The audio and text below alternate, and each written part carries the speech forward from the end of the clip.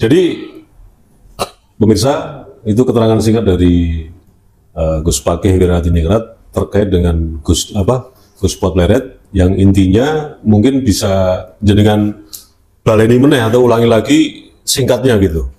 Singkatnya, ya. Singkatnya, mari para pemirsa dan terkhusus para pejuang Nusantara, kita tetap berbaik sangka, kita berhusnudon bahwa siapapun boleh menentukan strategi dan langkah masing-masing. Oke. Nah, saya yakin Gus Fuad seorang pejuang tangguh, konsisten, berintegritas. Saya yakin tidak akan mudah dipatah, nanti akan kembali lebih menyala, lebih hebat lagi. Saya yakin itu, saya yakinnya. Begitu. Amin. Kita berdoa bersama. Insya Allah begitu. Oke, yang terakhir ini, jenengan kan belum membuat satu klarifikasi atau statement mengenai peristiwa yang di Pemalang kemarin, PW LS PS FPI, yang di semua media itu kan kelihatannya memang PW yang disalahkan. Artinya lagi-lagi di framing oleh Klen Balawi dan seterusnya. Nah, bagaimana statement jenengan dan kedepannya PW harus bagaimana? Jadi gini. Assalamualaikum sahabat AW Kertapati, kita berjumpa kembali hari ini. Samping saya seperti biasa Gus Pakih Wirahadiningrat. Ini berkesempatan untuk hari ini mau mengklarifikasi Gus ya. Boleh. Mengklarifikasi tentang video yang beredar itu soal Gus Pot Pleret. Dan yang sepatnya diberitahu kepada para pemirsa semua supaya ini clear semua ya. Bagaimana statement panjenengan mengenai Gus Pot Pleret yang kemarin sudah menjalani hukum adat di Al-Qerot dan peristiwa yang belum lama ini di Pemalang. PWLS, PS, EPI yang jelas-jelas di beberapa media sosial untuk menyudutkan PWLS. Nah, sekarang kita mulai dengan pembahasan tentang Gus Pot Pleret. Monggo, jenengan. Baik. Assalamualaikum warahmatullahi wabarakatuh. Waalaikumsalam. Bismillahirrahmanirrahim. Wala haula wala quwata illa billah wassalatu wassalamu ala Rasulillah wa ala alihi washabihi wala amma ba'da. Terima kasih para pemirsa seluruh penjuru tanah air Nusantara tercinta dari Bung Awi Kertapati Channel. Terima kasih bisa berjumpa lagi di hari yang berbahagia ini. Kita ada di mana sekarang? Di Bekasi ya?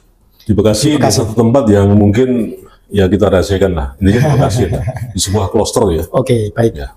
Kita besok mau menghadiri ya acara Kiai Haji Raden Syarif Rahmat. Amin. Yang mau mantu putrinya jam 10 pagi 10 ya. Pagi. Oke. Baik, Bung Awi Kertapati.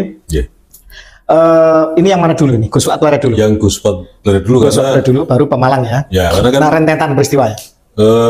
Selama ini kan yang di konten kemarin kan tentang gentleman-nya Gus Pot Pleret dan seterusnya kan. Ya mungkin sudut pandang lain kan belum diketahui juga, dan selama ini jelas kita berdua ini kan dekat dengan Gus Pot Pleret ya. Betul.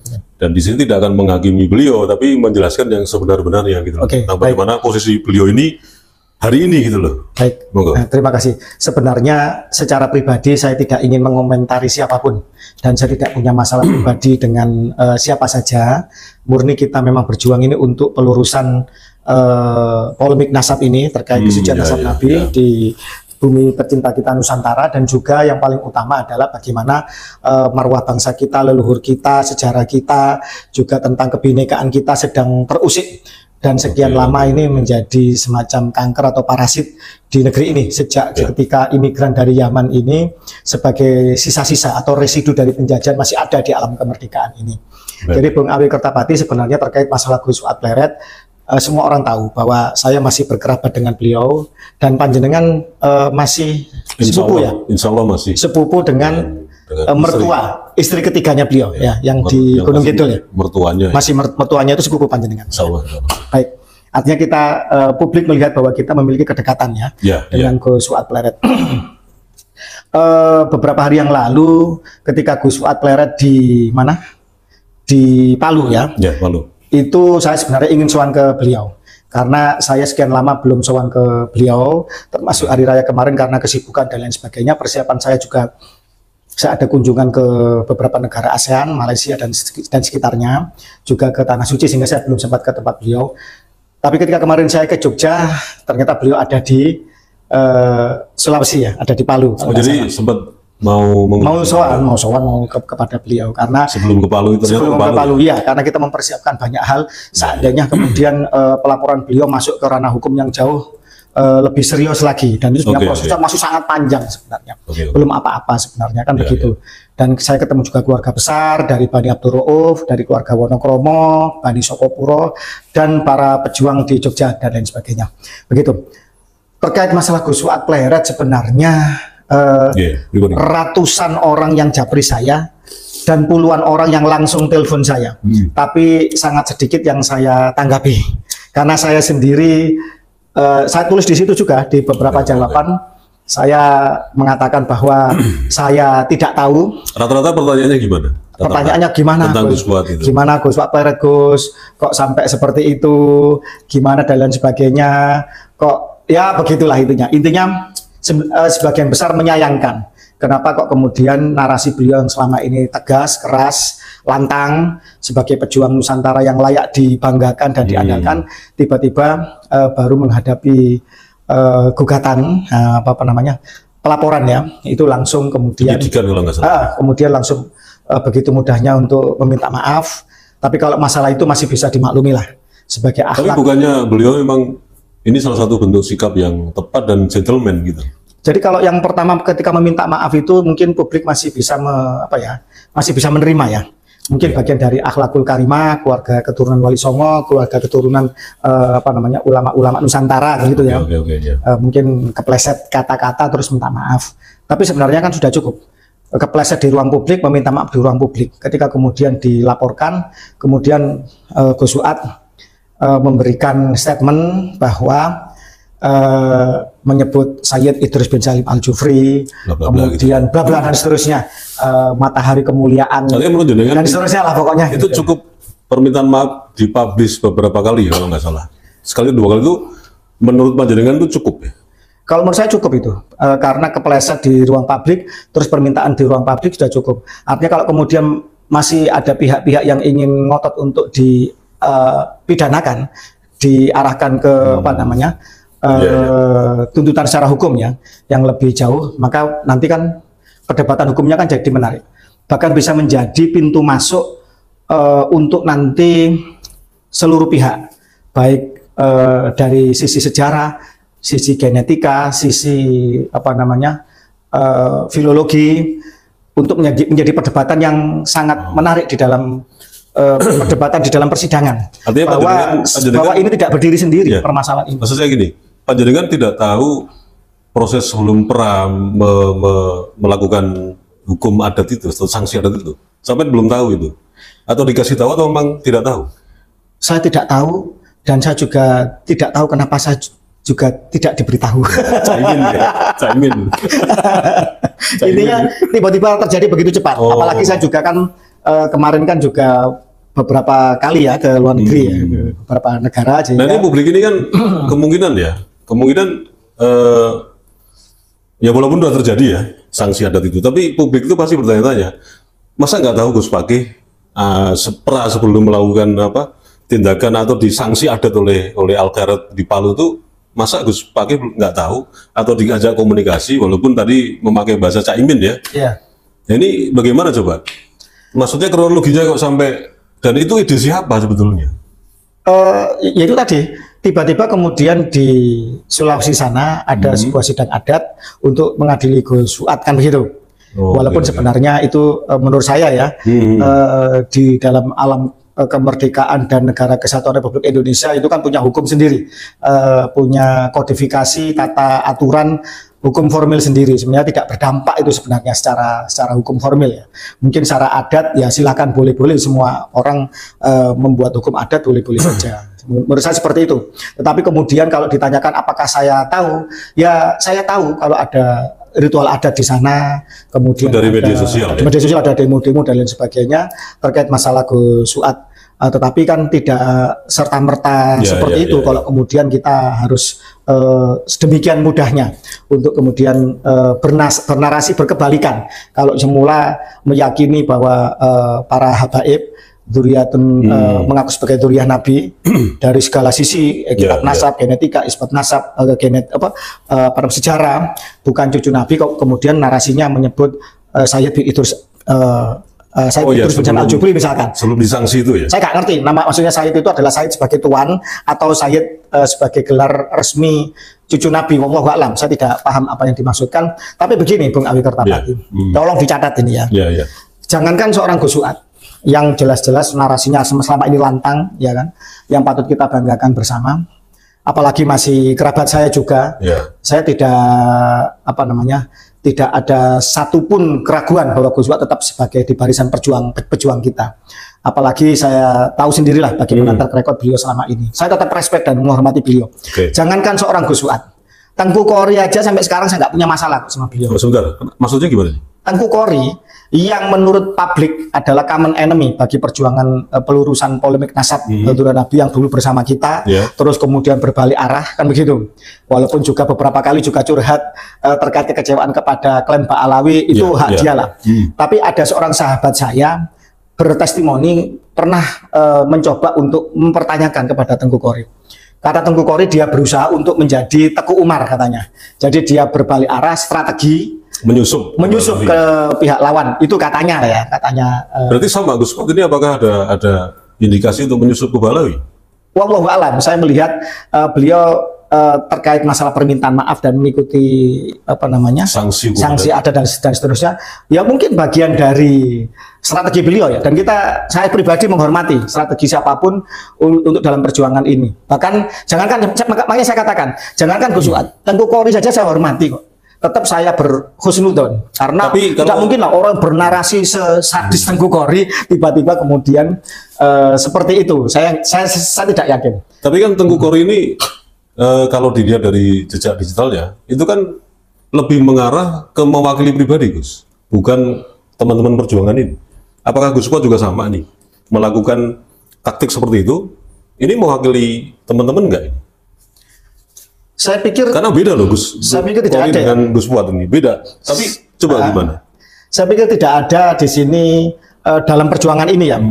Saya mengidolakan Sir Alex Ferguson, pelatih legendaris Manchester United. Beliau pernah mengatakan bahwa tidak ada seorang pun pemain yang lebih besar daripada klub, begitu.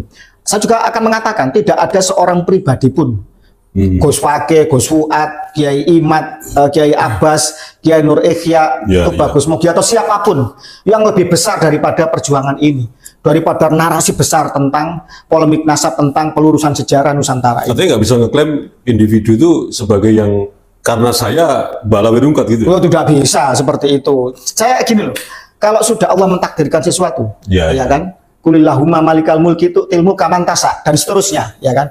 Konteks dari itu kan sebenarnya kalau Allah sudah menghendaki untuk seseorang itu diberi kerajaan, kemuliaan atau siapapun, itu kehendak Allah. Kalau Allah juga ingin meruntuhkan, itu juga kehendak Allah. Allah ingin memuliakan atau menghinakan, itu kehendak Allah. Jadi tanpa saya, Kiai Imad, Gus Abbas, Gus Fuad, siapapun, tanpa saya, tanpa kami pun, seandainya waktunya Pak Alawi rungkat, maka Allah akan menggerakkan orang-orang lain, pejuang-pejuang lain yang mungkin lebih hebat daripada kita, lebih konsisten daripada kita, lebih cerdas daripada kita, untuk Allah menjadikan aktor-aktor dan pion-pionnya. Kami ini siapa toh?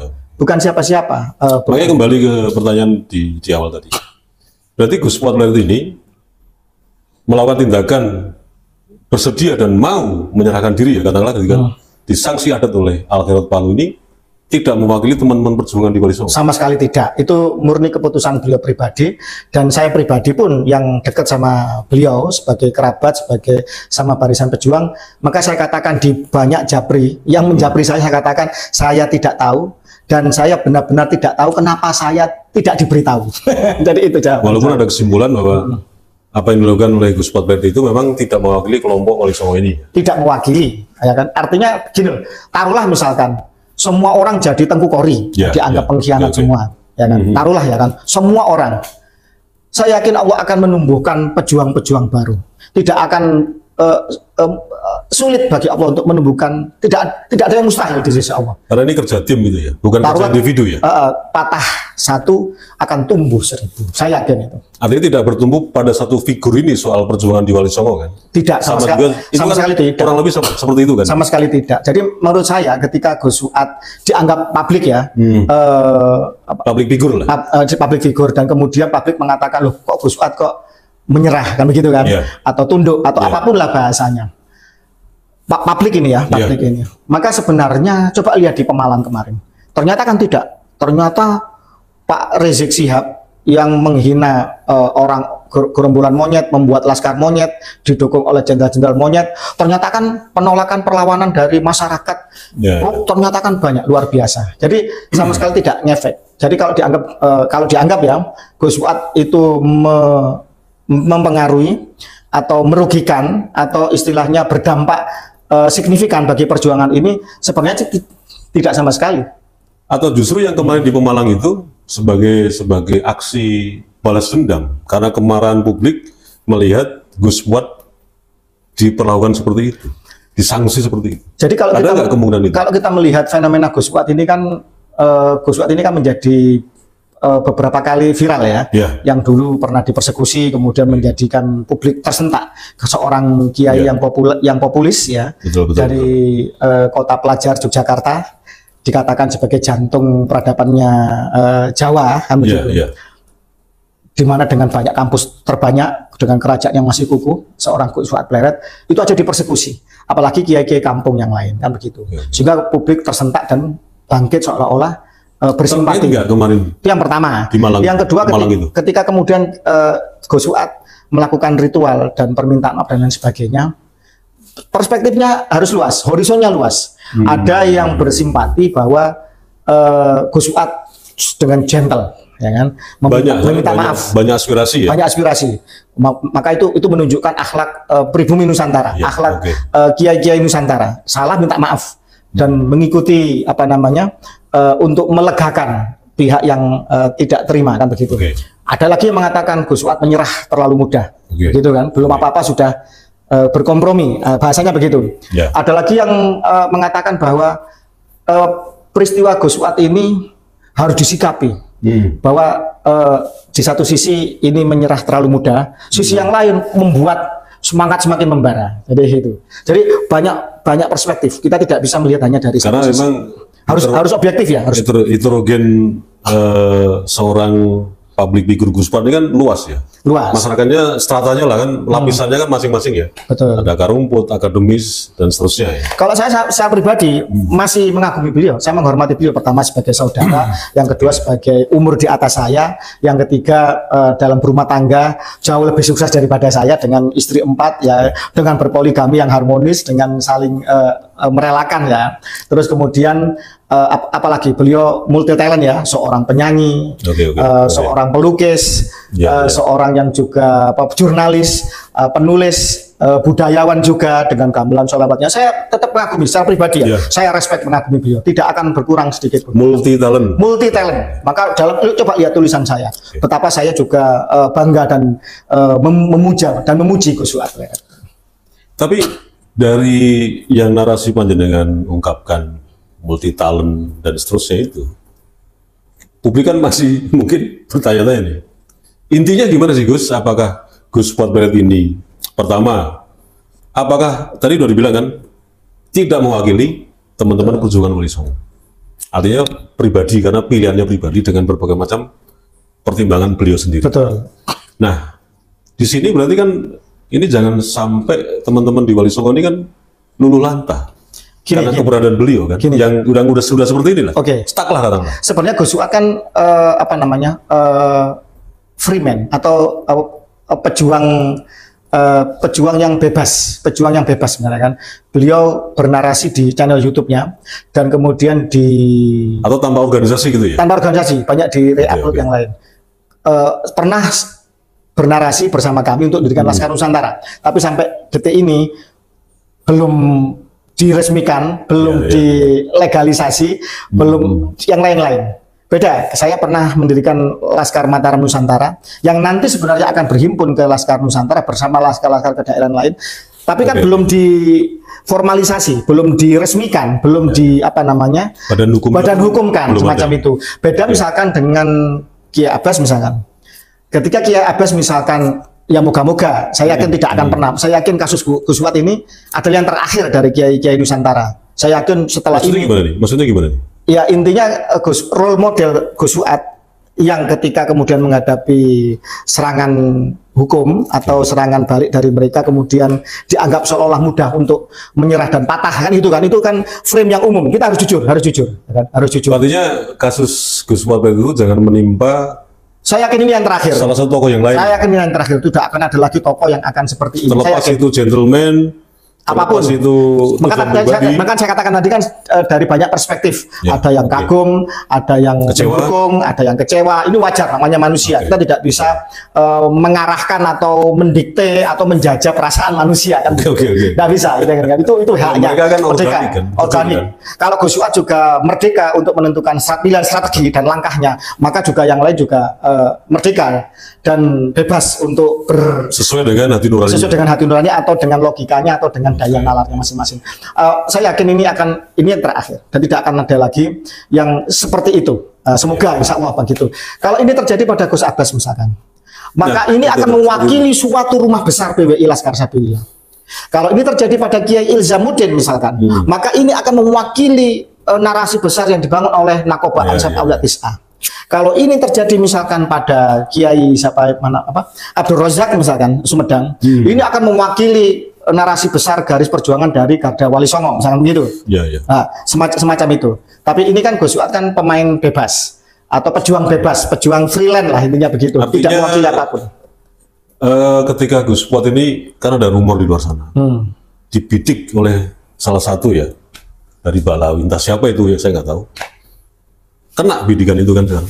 Artinya ini juga tidak bisa meruntuhkan perjuangan yang sekarang ini berkembang melalui PWI kan? Atau bagaimana? Atau banyak sebenarnya. PWI, Naat, Garda Wali Songo, Laskar yang lain banyak yang memang kalau dipikir Laskar Raja Wali Songo kan tidak ada masalah. Memang agak unik juga gitu loh. Berjuang tapi nggak penting organisasi. Tapi tanpa organisasi pun kita nggak bisa ngapa-ngapain. Karena individu nggak bisa. Tidak bisa, Bung Awi Kertapati. Ulama-ulama Afghanistan pernah studi banding ke Indonesia bahwa mereka itu. Tapi Gus Dur bisa. Enggak, artinya bahwa mereka pernah datang ke Indonesia mengatakan bahwa beruntunglah Indonesia yang pertama punya Pancasila. Ideologi yang kemudian diejawantahkan dalam peri kehidupan kebangsaan, tata perundangan menjiwai semuanya kan. Dan beruntunglah Indonesia yang punya Nahdlatul Ulama, kan begitu. Artinya ulama-ulamanya itu berjamiyah, berorganisasi, berjamaah dan berjamiyah. Maka perjuangan apapun itu lebih baik memang diwujudkan dalam organisasi.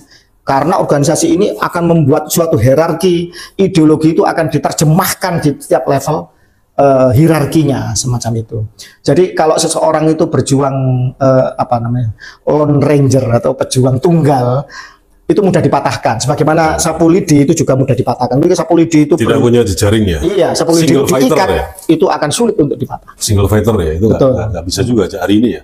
Meskipun ketokohan hari ini pun juga tidak bisa menjadi satu-satunya menentukan keberhasilan sebuah perjuangan. Sehebat Gus Dur pun tetap beliau akhirnya merapat ke PBNU. Sebelum beliau jadi ketua PBNU, beliau seorang budayawan, kritikus, intelektual dan lain sebagainya. Tapi kemudian beliau harus merapat ke organisasi yang didirikan oleh salah satu oleh kakeknya, Gus Hasim Hasan. Nah, baru kemudian punya wakil yang kuat.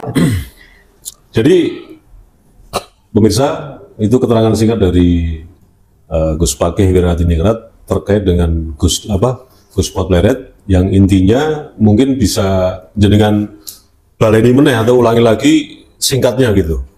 Singkatnya? Ya. Singkatnya, mari para pemirsa dan terkhusus para pejuang Nusantara, kita tetap berbaik sangka, kita berhusnudon bahwa siapapun boleh menentukan strategi dan langkah masing-masing.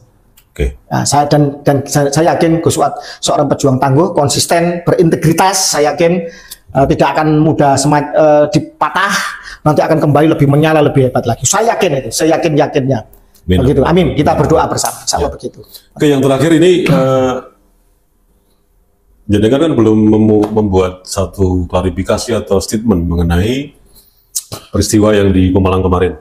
PWI LS, PS FPI yang di semua media itu kan kelihatannya memang PBI yang disalahkan. Artinya lagi-lagi di framing oleh klien Balawi dan seterusnya. Nah, bagaimana statement jenengan dan kedepannya PBI harus bagaimana? Jadi gini, Bung Awi Kertapati, sebenarnya kehadiran PWILS ini itu dinanti oleh jutaan hati nurani rakyat Indonesia. Betul nggak? Jejak digital FPI, Front Pembela Islam, yang bermetamorfose menjadi apa sekarang? Front Persaudaraan Islam, atau apapun lah namanya, ora penting karena orangnya ya itu aja kan gitu kan. Troublemaker lah kan, biang kerok ya.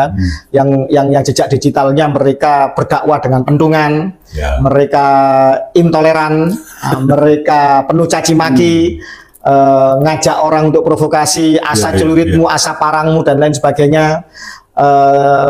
Tidak ada nilai dakwahnya kecuali ingin makar. Mereka mendukung organisasi teroris ISIS. Sambil kalian. Mereka apa namanya? Ya banyak jejak negatif lah. Artinya ketika kemudian FPI itu menampilkan wajah yang arogan seperti itu, kemudian di puncaknya mereka menggunakan isu sentimen agama untuk politik pilgub waktu tahun 2017 ya, membuat gerakan 212, negara tersentak. Alarm negara berbunyi dengan keras bahwa jujur saja negara kebobolan. Bahkan indeks radikalisme kalau tidak salah dari BNPT waktu itu, seandainya waktu itu di referendum 52% itu penduduk Indonesia menghendaki negara khilafah. Bahaya ya, hampir runtuh NKRI kan begitu. Ternyata kemudian setelah dengan berbagai macam usaha keras dari pemerintah untuk negara ya, dengan segala perangkatnya, BNPT, Densus 88, Kemenhan, apa semuanya lah, Sospol, Kesbangpol dan lain sebagainya, melakukan upaya untuk apa namanya memberikan penyadaran, kemudian semakin lama semakin turun apa namanya indeks radikalisme itu. Terutama juga itu terbongkarlah chat mesumnya Pak Rizik Sihab dengan Firza Hussein misalkan kan begitu. Lah, sebentar. Setelah semakin lama semakin turun, sekitar 10-11%, ini sulit ditekan lagi. Ternyata setelah diteliti bahwa kenapa kok sulit ditekan? Karena radikalisme masih bercokol, karena adanya klaim dari sekelompok orang yang mengaku cucu Nabi. Kalau tidak berbakti kepada mereka, tidak mendukung mereka, ya tidak berbaik-baik dengan mereka, maka tidak akan mendapat syafaat Nabi.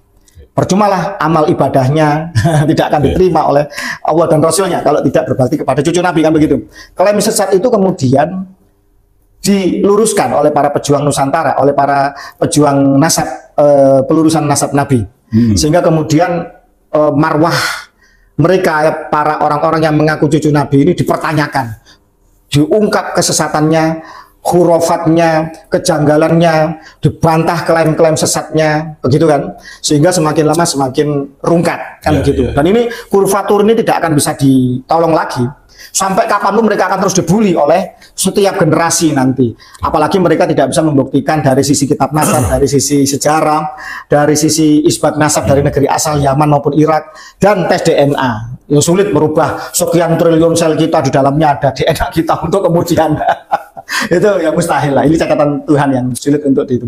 Artinya gini loh, dengan adanya PWILS ini menjadi antitesa jawaban arogansi mereka yang seolah tidak ada lawannya. Ternyata menemukan tantangan serius, menemukan membentur batu kar yang bernama PWILS. Konteks apapun sebenarnya masyarakat senang dengan kehadiran PWILS ini. Coba sekarang saya tanya sama jenengan, seandainya FPI ini menang menjadi mayoritas, ancaman nggak bagi NKRI? Pasti. Ancaman nggak bagi Bhinneka Tunggal Ika? Ancaman nggak bagi apa namanya kemurnian ajaran Islam? Pasti ya, makanya dibubarkan. Ancaman nggak bagi agama lain? Pasti, karena ya dibubarkan kan. Ya, makanya seandainya kemudian PWILS yang membawa nilai-nilai Wali Songo, mengejawantahkan apa namanya kebudayaan, spiritualisme, kenusantaraan, ya kan, lintas etnis agama, membawa nilai-nilai kebudayaan Nusantara, keluhuran bangsa, kemudian ini menang narasinya, kira-kira berbahaya nggak bagi Nusantara kita? Nah ini yang harus publik itu paham. Seandainya FPI menang, seperti apa nanti? Seperti Suriah kah? Seperti zaman ISIS kah? Atau apakah? Seandainya PBI yang kemudian menang narasinya, maka bagaimana? Nah ini publik saya pikir akan kalau dibawa ke ruang horizon yang luas akan bisa berpikir dengan jernih. Terkait masalah Pemalang, saya harap bahwa pihak yang berwajib dalam hal ini kepolisian bisa benar-benar melakukan suatu investigasi yang sangat forensik. Coba jejak digital, video, semua diupload. Siapa yang membawa sajam, senjata tajam? Kelewang, celurit, siapa? PWI kah atau FPI kah? Yang pertama. Yang kedua, kenapa kok sampai PWI bernegosiasi untuk kemudian mengendaki si Imam Jumbo diturunkan? Kan sudah ada kesepakatan. Isi ceramahnya juga provokatif. Sehingga siapapun berhak untuk menolak mereka-mereka yang hendak mengadu domba bangsa ini dengan provokasi dan lain sebagainya. Berhak. Kalau seseorang berhak untuk menyampaikan sesuatu, maka seseorang juga berhak untuk menolak apa yang dia sampaikan. Tergantung isinya, kontennya, kan begitu. Sejak Imam Jumbo, jelas kan selama ini mendukung ISIS semua dan lain sebagainya. Proses hukum ya? Semua kembali ke proses hukum. Kalau ke proses hukum, kita kan ingat peristiwa di Kerawang. Betul. Yang hari ini tadi disamperin ya kiainya, walaupun nggak ketemu, tapi kan jelas itu rasa keadilannya kan nggak ada.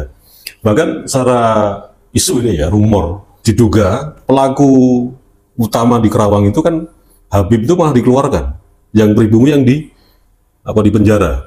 Nah, ketika nanti ada proses hukum di Pemalang, kerusuhan itu, publik tentu saja masih pesimis. Apakah Polri akan berpihak kepada kebenaran atau berpihak kepada dalam tanda petik?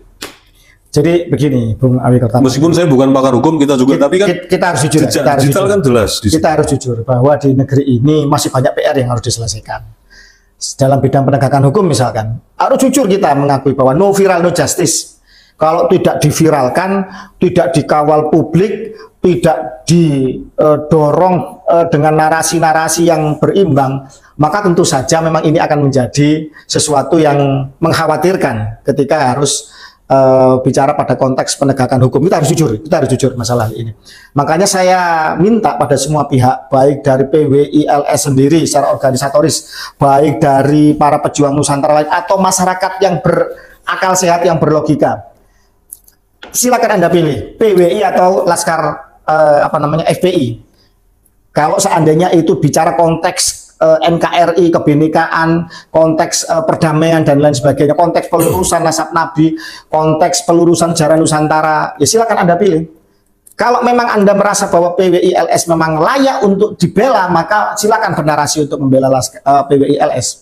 Toh korbannya lebih banyak PWI-LS, membuktikan bahwa mereka diserang dulu, bahwa pihak yang sebelah sana FPI membawa sajam, kelewang, ada kok di dalam jejak ya, itu digital. Kalau diamati dari beberapa VT atau gambar atau semuanya lah yang beredar di sosial media, memang PWI-LS lah yang disudutkan kan. Tapi kembali lagi loh, saya tanya panjenengan tadi, jejak digital Balawi yang di Indonesia ini yang membuat selalu dalam tanda petik kekerasan, itu kan ketika masuk ke ranah hukum tetap aja pribumilah yang dikorbankan.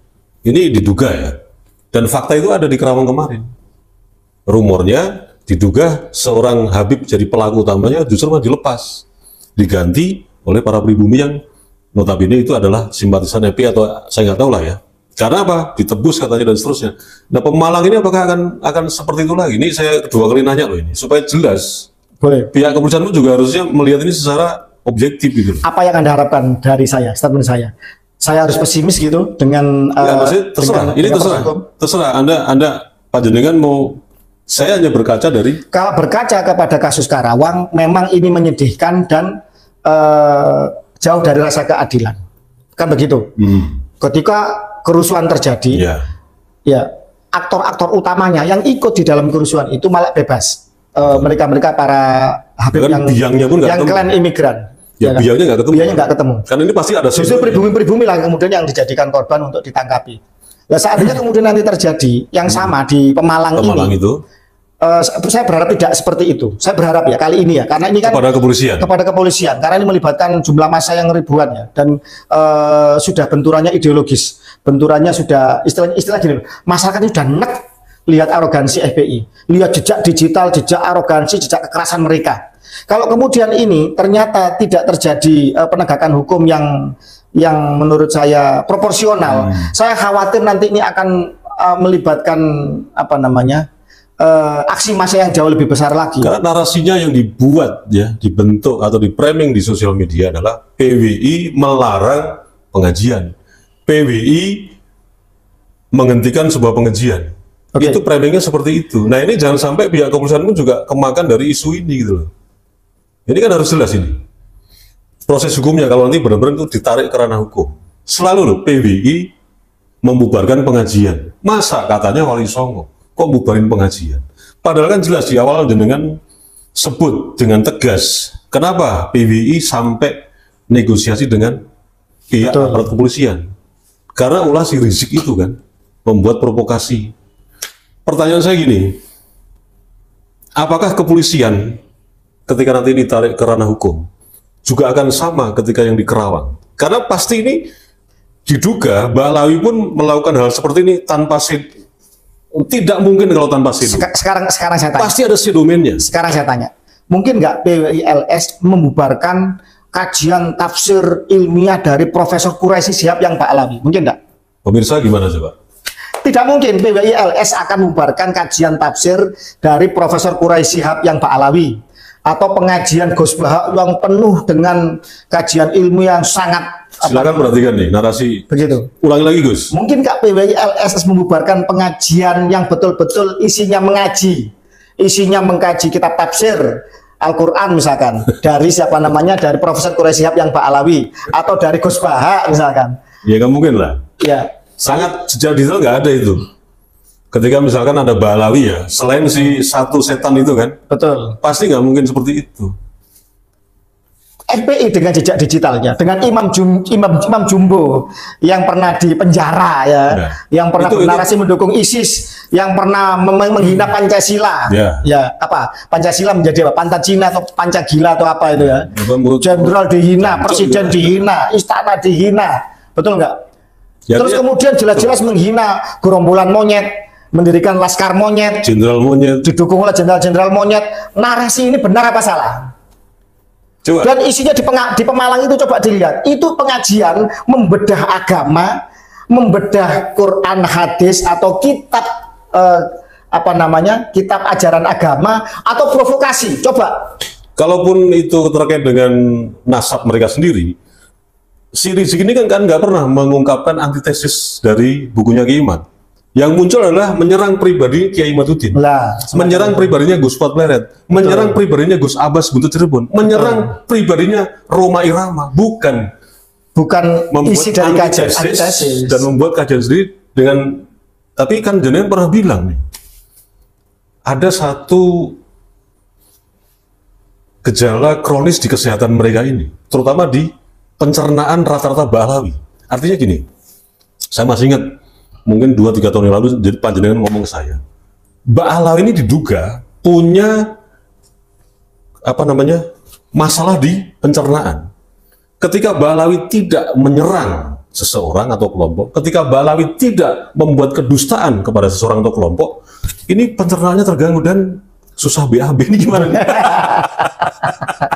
Sebenarnya tulisan saya secara lebih ilmiah. Ya, saya menulis bahwa psikopati atau kelainan jiwa, atau kemudian tentang, bukan BAB yang sebenarnya. Sebentar, tentang genetik itu bisa diturunkan. Seperti gini misalnya. Oke, gimana? Lingkungan itu mempengaruhi nggak terhadap seseorang, pertumbuhan seseorang? Pasti. Tapi anak serigala dikumpulkan dengan anak-anaknya kambing, mungkin nggak serigala nanti akan suka rumput? Pasti dong, karena kan dia terkontaminasi. Serigala nanti akan makan rumput. Iyalah. Percaya, yakin? Iya. Karena di mana Anda sesering mungkin dengan siapa dan seterusnya bergulat dengan lingkungan, pasti Anda akan jadi serigala ini akan makan rumput ya. Iya. Apa tidak begini? Kalau naluri oke. DNA serigala itu tidak suka rumput, dia bukan herbivora, tapi dia mempunyai naluri untuk memakan daging.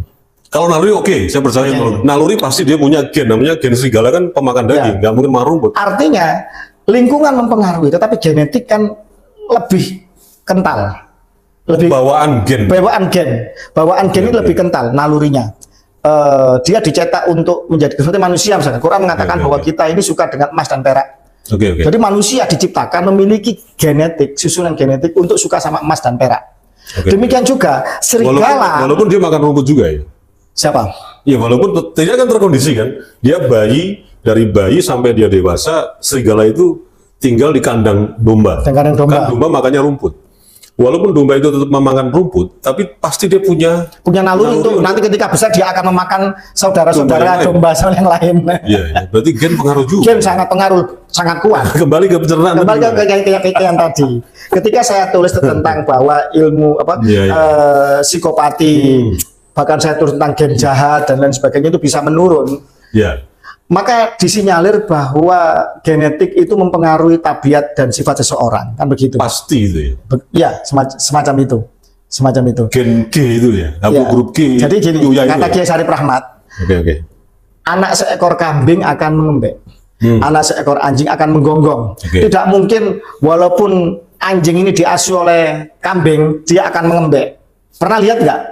Anjing mengembek, nah itu. Ayam kemudian karena diasuh kambing dia mengembek, dia akan berkokok, kan begitu. Ya.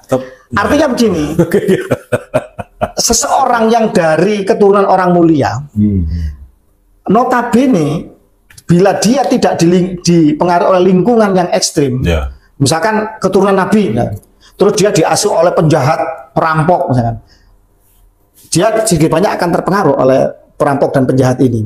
Tapi kalau keturunan Nabi dididik dengan normal-normal saja, minimal genetik Nabi ini nanti akan terpancar pada dirinya. Apa? Akhlakul karimah, lemah lembut, itu satu sanepo ya? Rohim, hulukil adim dan seterusnya. Dan tidak mungkin keturunan asli Nabi Muhammad SAW itu diasuh Balawi kan? Mungkin. Ini kan sanepo saja. Nah sekarang kita lihat bagaimana Pak Alawi. Bagaimana mereka penuh caci maki, rasis, sombong, arogan dan lain sebagainya. Dengan pencernaannya ya. Nah, maka ketika kemudian saya punya orang tua angkat habaib dan saya juga bergaul dengan mereka. Rata-rata mereka memang mohon maaf ya. Sulit berak. Astagfirullah. Sulit berak. Sampai berhari-hari, seminggu sampai 2 minggu itu mereka sulit berak. Konon, ini saya pernah dengar. Sampai ada Habib itu sampai harus ada misalkan burung atau orang atau gimana? Atau ayam ya. Oh, bukan itu orang. Kir gitu. Seolah tangannya ada jagung. Dibuka nggak ada. Ketika ayam tadi ketipu, dia tuh senang. Senang ketawa. Tiba-tiba mules berak. Ya semoga ini bukan penyakit bawaan keturunan. Jadi kalau mereka tidak nipu orang, kalau mereka tidak nyerang orang, mencaci, merendahkan orang seperti Ketua Rabita Alawiyah, ulama anjing, jangkrik, monyet berjas, dan lain sebagainya. Pencernaannya bermasalah. Kok kayaknya mereka ini kok tidak enak kalau nggak mencaci maki orang, kok tidak menyerang pribadi orang, kok kayaknya mereka ini apa ya? Itu gitu. Makanya itu tadi kan saya tadi mau nanya lupa. Seandainya PWLS di Pemalang itu dia sebagai pagar batis gimana? Artinya dia dalam posisi defend gitu loh, bertahan gimana itu? Tapi ya pasti kan ya nggak mungkin ya, karena situasinya begitu ya. Di dalam sebelum terjadinya acara itu kan ada kesepakatan saya yakin, ada proses. Yang proses ini akan mempengaruhi hasil. Semua proses akan mempengaruhi hasil.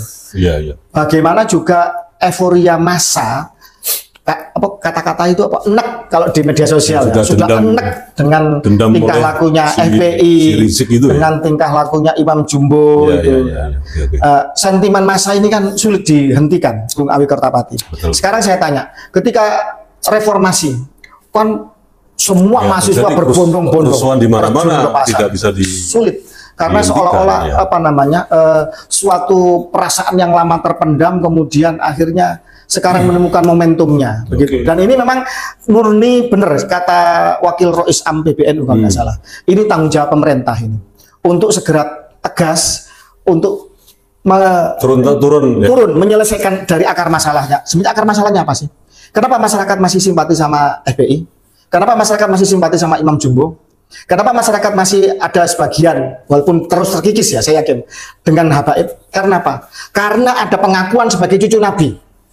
Pengakuan sebagai cucu Nabi Masih ini itu resmi ya, masih Iya. mereka masih meyakini itu resmi. kemana-mana ngomong kok datuk kami, Iya, iya. kami ke ini nasab kami dan seterusnya, masih ngomong itu kok. Pengakuan sebagai cucu Nabi ini merembet kepada seolah-olah mereka lah yang pemegang karomah, pemegang syafaat, kunci surga, wasilah kenabian. Kemudian terjadilah perbudakan spiritual, kemudian terjadilah kapitalisasi agama, kemudian terjadilah istilahnya mencoba mengkooptasi sejarah bangsa, memalsukan makam-makam, kemudian Dan- mungkin aja akan terjadi makar di masa mereka depan. rata-rata mohon maaf IQ-nya kan di bawah 100. Jadi ya bagaimana lagi kan? Wah, saya tidak bisa Mohon maaf nih ya. mencoba untuk mengklaim para mukibin atau para pecinta, Diduga seperti itu kan? para pengikut Di seperti itu. kata data kan kalau IQ Tapi yang jelas begini loh, sudah ada dijelaskan kitab nasab, sudah dijelaskan Itu- kejanggalan sejarah, tes DNA. ya kan kembali ke IQ Iya. itu kan. Sebenarnya gampang, tanyakan Bahwa pada mereka, Anda standar. ngaku cucu Nabi, dari mana isbatnya? Oh, dari Jakarta. Apa Nabi orang Jakarta? Apa cucu Nabi itu tersebar di Jakarta? Kan bukan. Katanya mereka dari Yaman. Oke. Minta isbat dari Yaman. Minta isbat dari keluarga Said Ahmad bin Isa. Itu aja. Nggak usah muter-muter, marah-marah, ngalor ngidul. Sederhana sebenarnya. Sederhana sebenarnya. Orang yang benar itu sederhana kok. Gus Wage, apa benar Anda keturunan Jogja? Iya. Mana? Ini datanya. Nah, Ya. kan begitu. Artinya Kalau nggak percaya, tanya sama Ya. munsip sana di Jogja. Selesai. orang cerdas itu kan menyederhanakan masalah, Betul. membuat pola menjadi masalah lebih simpel lagi. Betul. Itu orang cerdas kan begitu. Betul. Oke, jadi sebagai penutup Gus Fakih Wiradiningrat, statement panjenengan apa nih? Dua hal itu, Gus Fuad Meret dan PWI yang kemarin benturan dengan FPI. Monggo. Satu, terkait masalah Gus Fuad Pleret, yang pertama, mari kita bersama-sama tetap berhusnudon kepada beliau. Kita memberikan dukungan moral kepada beliau. Bagaimanapun beliau jejak digitalnya, track recordnya adalah pejuang yang hebat yang layak kita banggakan. Mari kita berhusnudon dan kita dukung beliau, kita support beliau agar nanti kembali lebih menyala, lebih hebat, lebih menggelegar lagi. Saya yakin itu yang pertama. Oke. Yang kedua terkait masalah kerusuhan di Pemalang. Saya berharap bahwa pihak kepolisian berlaku yang seadil-adilnya, menerapkan pembuktian secara kronologis yang komprehensif, dan melakukan uji forensik sedetil-detilnya, baik dari jejak digital, video-video, siapa yang membawa senjata tajam, siapa yang melakukan provokasi, dan bagaimana siapa yang mengawali pelemparan dan lain sebagainya. Siapa yang sebenarnya menyerang duluan, memprovokasi dan lain sebagainya. Saya berharap bahwa pihak negara dalam konteks yang luas, konteks khusus pihak kepolisian, konteks luas adalah negara hadir. Karena akar dari semua kejahatan yang dilakukan oleh organisasi-organisasi radikal, terutama FPI dengan barisan habaibnya yang bernarasi rasis, caci maki, yang bernarasi anti NKRI, mendukung khilafah, mendukung ISIS dan lain sebagainya, berawal semua permisif, berawal dari pembiaran mereka mengaku sebagai cucu Nabi. Mudah untuk membuktikan siapa cucu Nabi atau tidak. Tinggal panggil nakib, tinggal isbat nasabnya bagaimana, kajian kitab sejarah bagaimana, tes DNA-nya bagaimana. Kata Habib Rizik, ya si Imam Jumbo, mari kita tes DNA. DNA Nabi kemana, DNA dia kemana. Nah, sekarang mari, apa yang beliau sarankan tentang tes DNA, kita lakukan studi yang sebaik-baiknya. Di sana banyak keluarga Nabi yang terkonfirmasi di Timur Tengah sana. Keluarga Qatada, keluarga Toba-Tobai, keluarga Al-Musawi, Al-Husaini, banyak sekali keluarga Nabi. Mari kita komparasikan dengan Ba'alawi. Oke. Sana juga ada dari keluarga keluarga Abbasiyah, Al-Abbasi, dari keluarga Quraisy yang lain, dari klan-klan suku Arab yang masyhur. Apa itu orang Arab itu? Haplogrup DNA-nya. Arab nanti apa itu tes DNA haplogrupnya dari keturunan Abrahamik, dari Bani Quraisy, Bani Hashim, dari keturunan Ali Hasan Hussein. Oh, mudah sekali sebenarnya. Oke. Kalau mau negara mudah sekali untuk Tapi mungkin Rizik udah wis lali. Kalau menurut saya mereka udah tes DNA, menurut saya ya. Tapi menurut saya udah lali karena orang iso ngising. Kalau menurut saya mereka udah tes DNA dan tahu bahwa Iya. mereka siapa sebenarnya gitu. Oke. Oke, pemirsa, sahabat-sahabat AW Kertapatinel, itu tadi obrolan singkat saya dengan beliau, Gus Fakih Wiradiningrat, dan ini sekaligus pengumuman ya. Beliau sudah menulis banyak buku dan sedang kita siapkan kurang lebih ada 1000 judul Dan insya Allah di tahun 2026 1000 ini, judul ya? Oh, iya. Di tahun 2026 ini bisa selesai yang ditangani oleh tim dari PT On Digital Nusantara Mandiri. Insya Allah ini bisa kelar semua, Iya. 1000 judul. Saya ulang 1000 judul ya. 1000 judul. Tunggu Insya Allah. 1000 judul, insya Allah. Itu saja. Terima kasih. Wassalamualaikum warahmatullahi wabarakatuh. Rahayu Nusantaraku. Terima kasih Bung Awi. Nggih. Selamat terus semangat.